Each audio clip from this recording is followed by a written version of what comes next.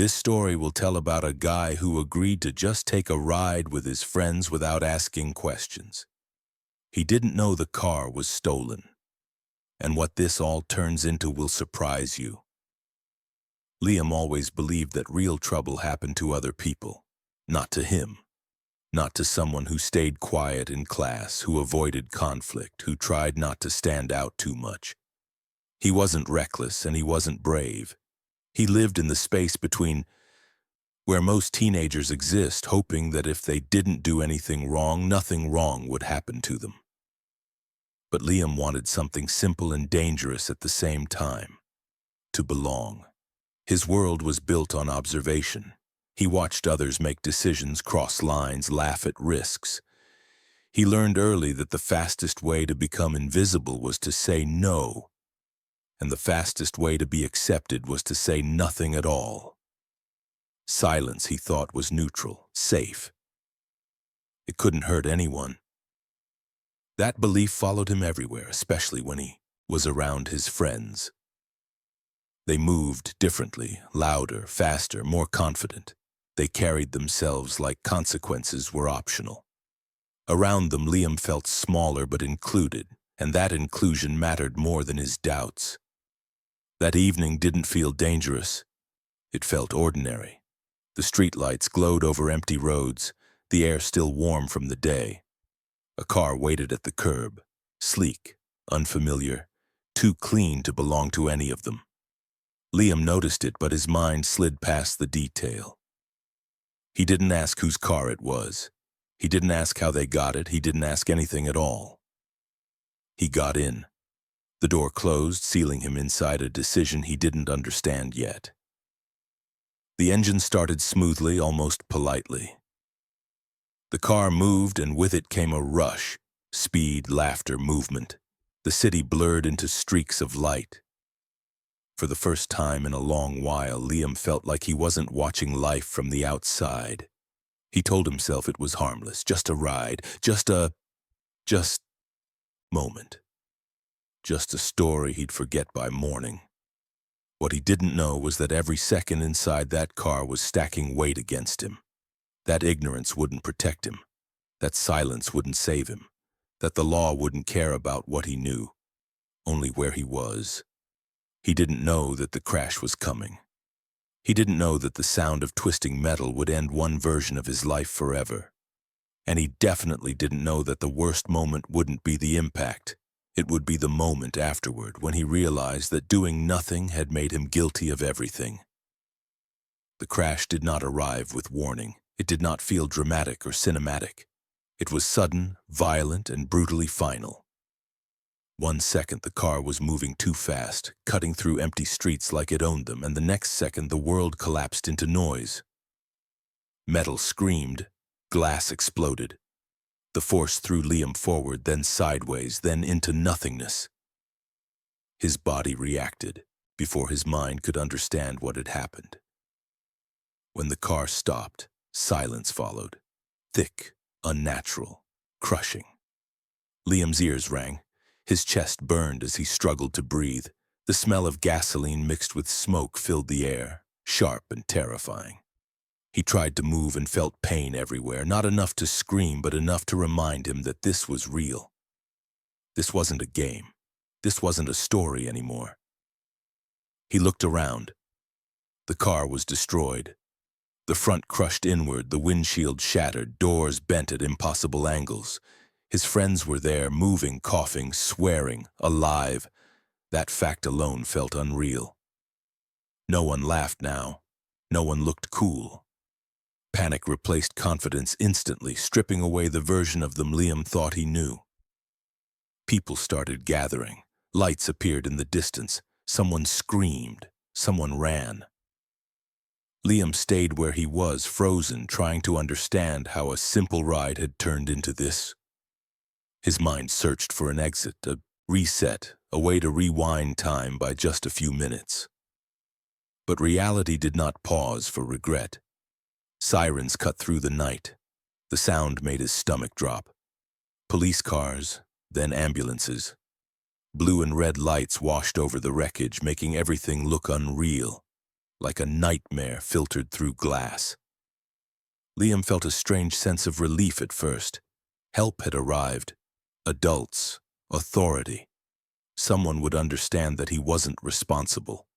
That relief didn't last.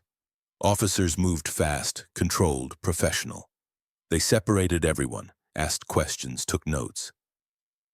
Liam tried to explain with his body language, his expression, his shaking hands. He wasn't part of this. He was just there. Just a passenger. Just someone who didn't know. But the questions kept coming, and none of them felt safe. Names, ages, where they were going, whose car it was, why they were driving so fast. That's when the truth surfaced, cold and unavoidable. The car wasn't just unfamiliar, it was stolen. Taken hours earlier, reported missing, tracked, flagged. Every answer tightened the invisible net around Liam, even though he hadn't touched the wheel, even though he hadn't planned anything, even though his only crime was being present. Handcuffs clicked shut around his wrists. The sound was quiet, but it echoed inside his head louder than the crash. Cold metal against skin, too tight, too real. Liam's heart raced as panic finally broke through the shock. This wasn't how innocent people were treated. This wasn't temporary. This wasn't a misunderstanding that would disappear with the right explanation. He tried to stay calm. He told himself it was procedure. He told himself that once everything was clear, once they checked the facts, once someone listened properly, he would be released. After all, he hadn't stolen anything, he hadn't driven, he hadn't even known. But as he sat in the back of the police car watching the wreck fade into the distance, terrifying thoughts settled in. The system didn't care about what he felt. It didn't care about intentions. It cared about involvement.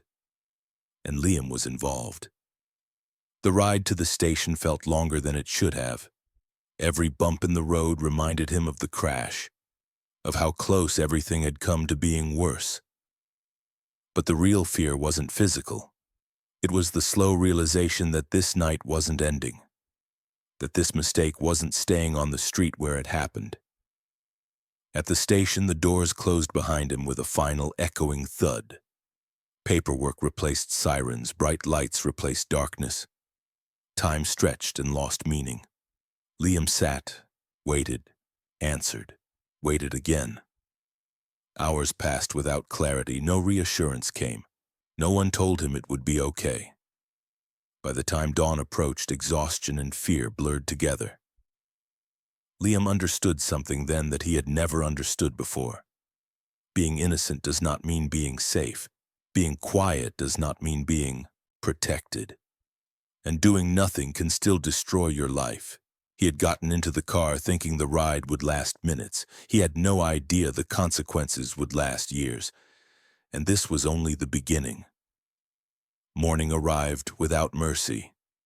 The fluorescent lights inside the holding area never dimmed, never softened, never allowed Liam to forget where he was. Time moved strangely there, too slow to escape, too fast to understand. He hadn't slept. He hadn't eaten. His thoughts circled the same idea again and again, searching for a flaw, a loophole, a moment where reality would admit a mistake and release him. But reality stayed silent. When they finally moved him, it wasn't toward freedom. It was toward processing, fingerprints, photographs, forms with words that felt heavier than their ink. Liam watched his name become a file, his face become a record, his night become a case. Every step forward made it harder to believe that this was still temporary. He kept thinking that someone would step in, a lawyer, a parent, a responsible adult who would say the obvious thing. He didn't steal the car, he didn't drive it, he didn't plan anything. But the system didn't move on emotion or fairness. It moved on facts written in rigid language, and the facts were simple and unforgiving. Liam was inside a stolen vehicle that crashed while being used illegally. That was enough. The charge came quietly, without drama, but it hit harder than any shout ever could. Complicity, participation, endangerment, Words that felt exaggerated, unfair, disconnected from his experience. Yet they were now attached to his name. He didn't feel like a criminal. He felt like someone who had made a stupid, passive choice. But the law didn't measure intent the way people did. It measured proximity. Waiting for court was worse than the crash, worse than the handcuffs, worse than the station. Because waiting left room for imagination. Liam imagined headlines that never be written, futures that might never happen. College plans dissolving, trust disappearing, a reputation replaced by a single sentence people would repeat without context. Inside the holding facility, he began to notice things he had never paid attention to before. The sound of doors locking, the way people avoided eye contact or stared too long, the quiet tension that lived in every hallway. This place wasn't violent in obvious ways. It was heavy. It pressed down on you slowly, teaching lessons without speaking. Liam met others like him, not hardened criminals, just people who had made one decision too quickly, one moment of weakness, one ride, one favor, one silence. Their stories were different, but the pattern was the same. None of them thought it would end here. All of them believed it would be fine until it wasn't. Court came faster than Liam expected and slower than he feared. Standing there, listening to his name spoken in a formal, detached tone, he felt smaller than ever. His life was being summarized by strangers who had never known him, his character reduced to actions taken in minutes. The judge didn't ask how scared he had been, didn't ask why he wanted to fit in, didn't ask what he had learned already. The judge asked what happened, and what happened was simple. Liam got into the car. That single fact outweighed everything else. When the decision came, it didn't feel real. The words sounded distant, like they were meant for someone else. Sentencing, detention, time. Not the kind of time that passes quietly, but the kind that changes you. As he was led away again, this time with certainty instead of confusion, Liam finally understood the shape of his mistake. It wasn't about the crash. It wasn't even about the stolen car. It was about the moment he chose acceptance over awareness, comfort over caution. The doors closed behind him once more, heavier than before. He wasn't waiting anymore, he was staying. And somewhere deep inside, a new fear began to form. Not of punishment, but of who he might become if this place reshaped him completely. Because now Liam wasn't just dealing with consequences. He was about to learn what they feel like when they settle in for the long run.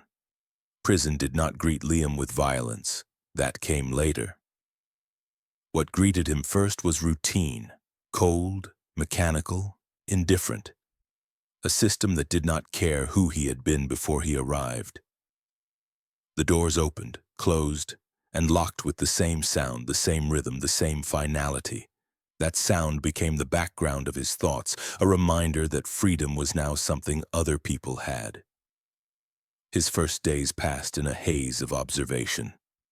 He learned quickly that prison was not chaos but order, just not the kind he understood. There were invisible rules layered on top of written ones, where to stand, when to speak, when not to look. Every movement mattered, every mistake was noticed. Liam kept his head down. He moved when told, ate when allowed, slept lightly, always alert. Nights were the hardest. The noise never fully stopped. Distant voices, footsteps, metal against metal. Even in darkness, the place felt awake, watching. His thoughts became louder there. Regret replayed itself endlessly, each time sharper than before. He thought about that moment on the curb, the car door opening, the choice he could have reversed so easily. He had believed danger announced itself loudly. He had believed mistakes looked obvious. Now he knew better. The most dangerous decisions felt small when they were made. Days turned into weeks. Weeks stretched thin. Liam began to change in ways he didn't expect. He spoke less. He trusted no one. His sense of time dulled. The outside world felt distant, unreal, like a dream he once had. Inside, survival became the only goal.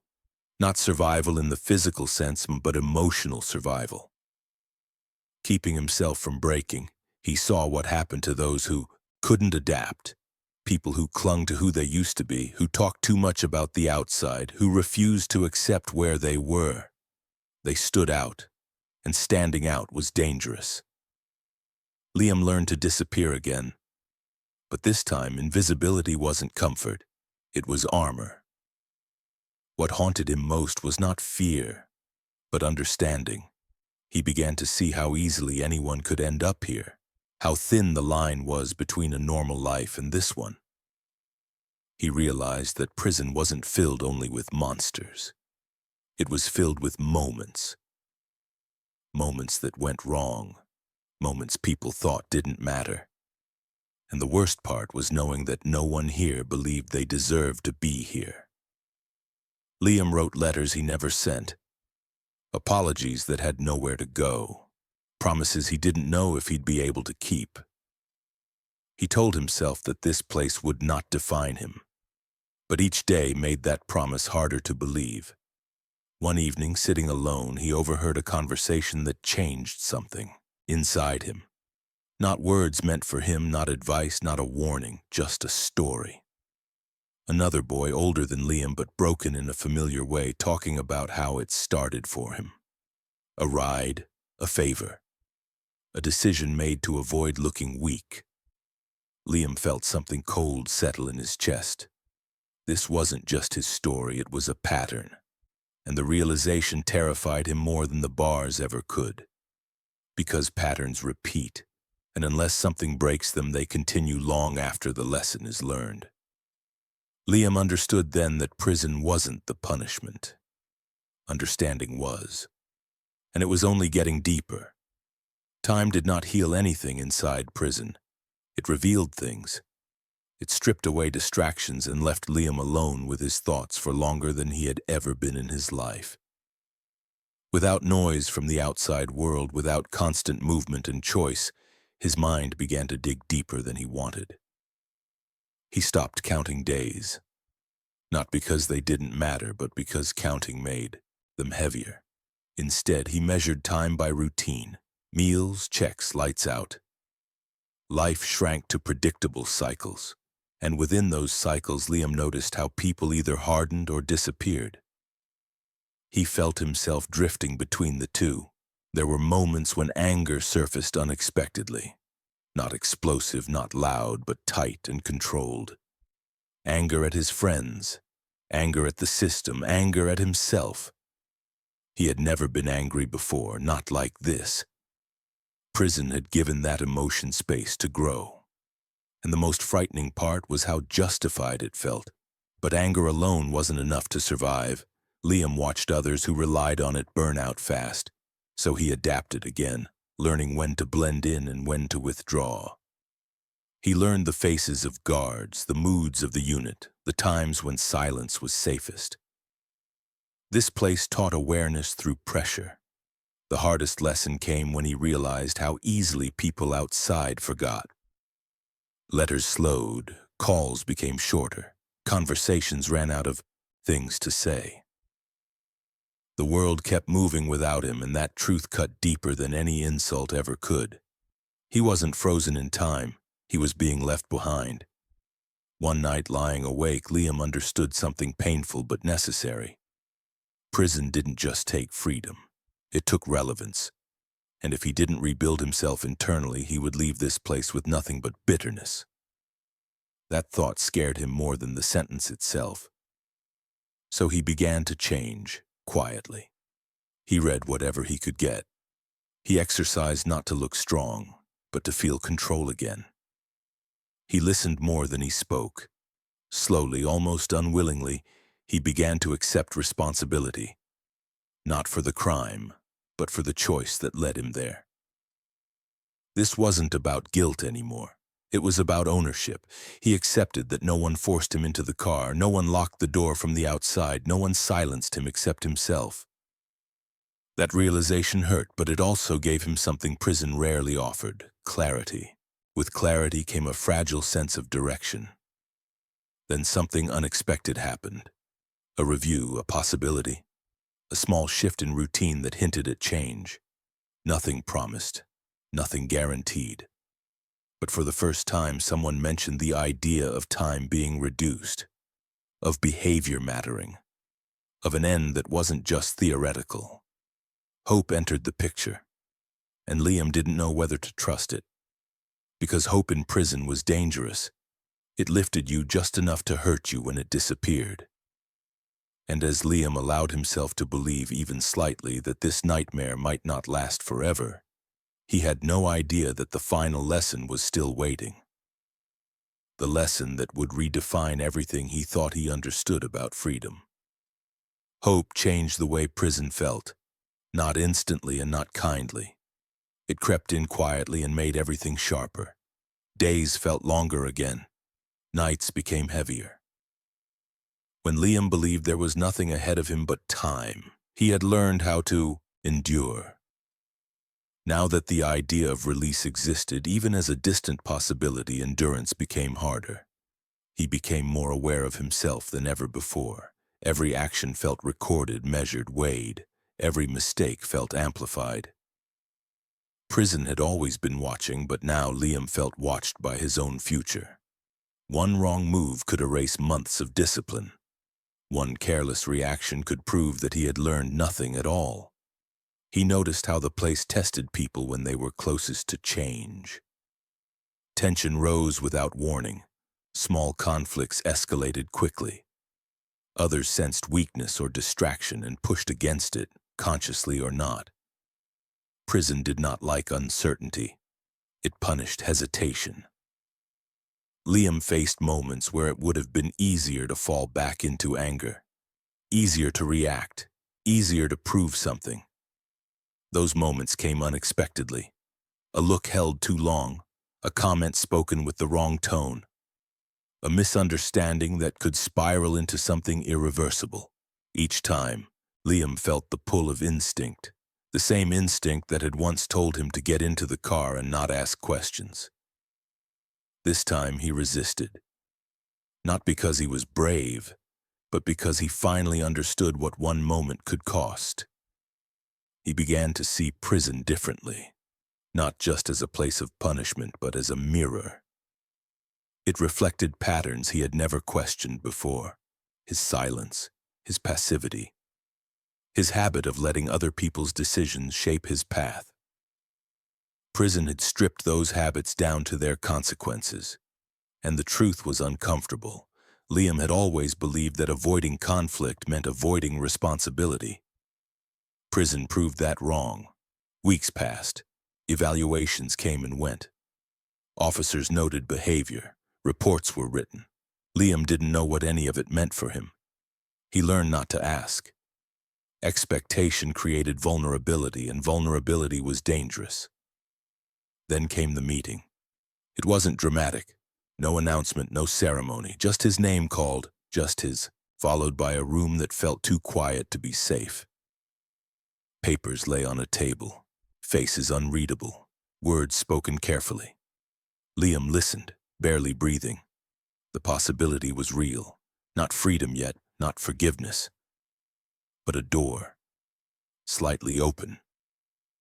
He walked back to his unit, feeling lighter and heavier at the same time. The knowledge changed everything. He had something to lose now, something fragile, something dependent on who he continued to be. That night, lying awake, Liam realized the final test hadn't happened yet. It wouldn't come as a sentence. It wouldn't come as a decision made by others. It would come as a moment, another small moment, where no one was watching closely. A moment where he would be tempted to stay silent again. And whether that silence saved him or destroyed him would determine who he truly was when the doors finally opened. Because prison had already taught him one brutal truth: the smallest choices carry the longest consequences, and his last lesson was coming. The final test did not arrive with noise or warning. It arrived quietly, disguised as something small, almost meaningless. That was how prison worked. The biggest consequences were hidden inside moments that didn't look important at all. It happened on an ordinary day. No tension in the air, no signs of trouble. Routine carried everyone forward like it always did. Liam had learned to move with it, not against it. He stayed aware, focused, careful. He knew he was close now. Close enough that every instinct inside him screamed to protect what he had earned. Then he saw it. A situation unfolding the same way his life once had. Someone nearby breaking a rule. Something minor but not harmless. Others noticed. Eyes shifted, silence spread. It was the kind of moment where the system expected cooperation and the environment expected loyalty. The same choice Liam had made months ago. Say nothing, stay invisible, avoid attention. For a second his body, reacted before his mind. His heart sped up. That familiar instinct rose inside him again. If I don't get involved, nothing can happen to me. That instinct had cost him everything once already. Standing there, Liam understood how easy it would be to repeat the pattern. No one would blame him. No one would punish him for silence. Silence had always been the safe option. Silence had always felt neutral. But now he knew better. Neutrality had never protected him. It had only delayed the consequences. The decision he made next wasn't dramatic. It didn't make him a hero. It didn't erase his past. But it broke the pattern. For the first time in his life, Liam chose responsibility over comfort, awareness over acceptance, risk over silence.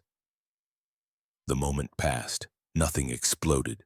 No chaos followed. But something shifted, inside him more than anywhere else. For the first time since the crash, since the handcuffs, since the doors closed behind him, Liam felt aligned with himself. Not justified, not forgiven, but honest. Days later, the answer came. No celebration, no applause, just paperwork, just confirmation, just a date, release. When the doors finally opened, the outside world felt unfamiliar, too loud, too open, too fast. Liam stepped into it carefully, carrying a version of himself that hadn't existed before. He wasn't free in the way he once imagined freedom. He was aware, and that awareness felt heavier than chains ever had. He didn't look back as he walked away, not because he wasn't afraid, but because he finally understood what fear was for. Fear wasn't the enemy. Silence was. Liam never got back the time he lost. Prison made sure of that, but it gave him something he never had before. The ability to recognize the moment that changes everything. The kind of moment that looks small, feels harmless, and ruins lives. And if this story does anything, let it prove one thing clearly. You don't have to steal the car. You don't have to drive. You don't even have to know. Sometimes all it takes to lose everything is getting in and saying nothing.